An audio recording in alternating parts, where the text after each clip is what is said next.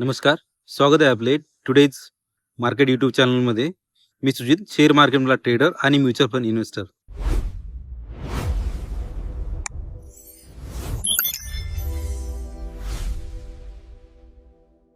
एवढ्या निगेटिव्हिटीमध्ये चांगल्या प्रकारे एक थोडीशी रिकव्हरी आलेली आहे.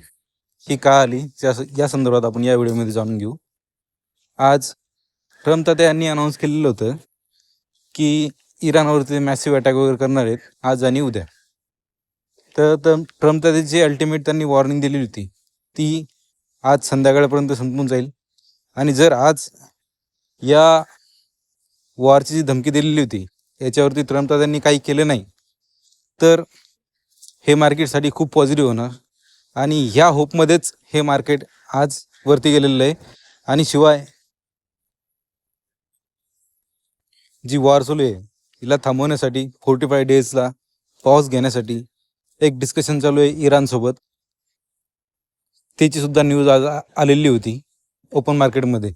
त्या कारणास्तव सुद्धा मार्केटने चांगले पॉझिटिव्हनेस दाखवले आणि एक चांगली रिकव्हरी दाखवली.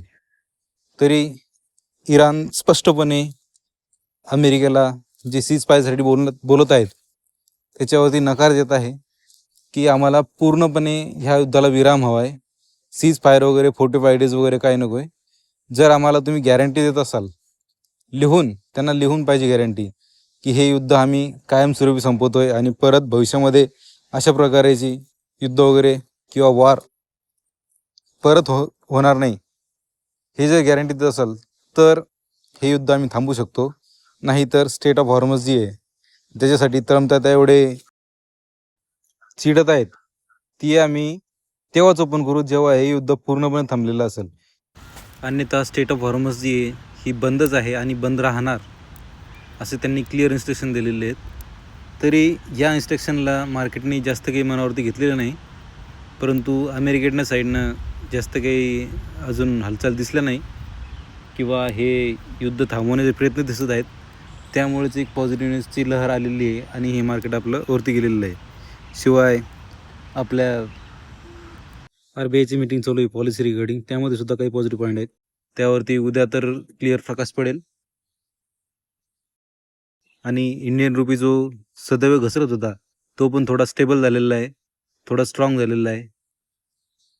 शिवाय क्रूड ऑइलच्या प्राईससुद्धा आज 5-5, 10-10% असं जम्प केलं नाही. यामुळेच आपण बघता आपल्या मार्केटमध्ये जवळपास सर्व जे इंडेक्स आहेत या पूर्व इंडेक्समध्ये 2-2, 1-1% पॉझिटिव्हनेस किंवा बढोतरी झालेली आहे.